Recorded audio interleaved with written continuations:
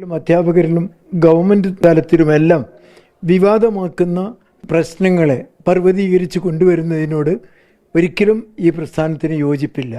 വെറുതെ ഈ കലാലയ തുടക്കത്തിൽ വർഗീയമായി ഈ കാര്യത്തെ ജനങ്ങളിൽ ചിന്തിക്കുന്ന തരത്തിലുള്ള ഒരു നീക്കമുണ്ടായതിൽ തന്നെ ഞങ്ങൾ സംഘടനാപരമായി ദുഃഖിക്കുകയാണ്.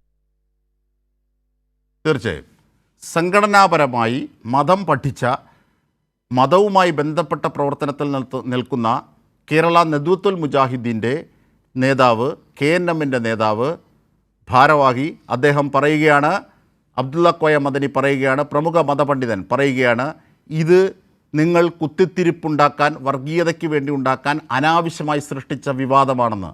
ഇതിൽ വലിയ ആധികാരികത എന്താണ് മതം പഠിച്ചവരുടെ വാക്കുകളിൽ നിന്ന്? ശ്രീ ബറാമി, ഇതിനെ എതിർത്തുകൊണ്ട് മുന്നോട്ട് വന്ന TK അഷ്റഫ് മതം പഠിച്ചിട്ടില്ല, മതരംഗത്ത് പ്രവർത്തിക്കുന്ന ആളല്ല. നാസർ ഫൈസി കൂടത്തായി ഇതിനെ എതിർത്തിട്ടില്ല, അദ്ദേഹം മതം പഠിക്കുന്ന ആളല്ല, നാസർ ഫൈസി കൂടത്തായി മയപ്പെട്ടു.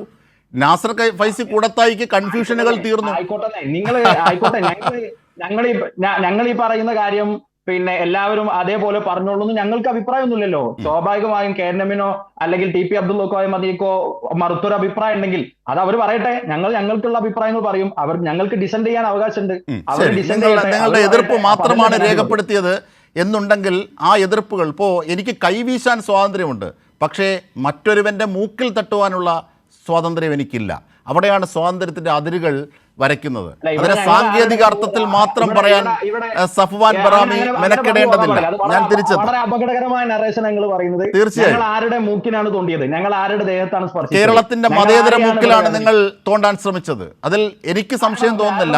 മറ്റുള്ളവർക്ക് സംശയം തോന്നുന്നെങ്കിൽ താങ്കൾക്ക് പറയാം. ഓക്കെ, ആരുടെ മൂക്കിൽ തോണ്ടാനാണ് ഞങ്ങൾ ശ്രമിച്ചത്? മതേതരത്വത്തിന്റെ, കേരളത്തിന്റെ മതേതരത്വത്തിന്റെ മൂക്കിൽ തൊടാനാണ് നിങ്ങൾ ശ്രമിച്ചത്. അതെങ്ങനെയാണ്? എന്റെ വിശ്വാസത്തിനനുസരിച്ച് ഒരു കാര്യം ചെയ്യുന്നതിന് എനിക്ക് പ്രയാസമുണ്ട്, അതുകൊണ്ട് ഞാൻ മാറി നിൽക്കുമെന്ന് പറയുന്നത്, അല്ലെങ്കിൽ ഞങ്ങൾക്ക് അങ്ങനെ മാറി നിൽക്കാൻ ഇവിടെ അവകാശം ഉണ്ട് എന്ന് പറയുന്നത് എങ്ങനെയാണ് കേരളത്തിന്റെ എന്റെ വിശ്വാസത്തിനനുസരിച്ച് എനിക്ക് മനുഷ്യബലി നടത്താമെന്നാണെങ്കിൽ അത് അനുവദിക്കാനാകില്ല.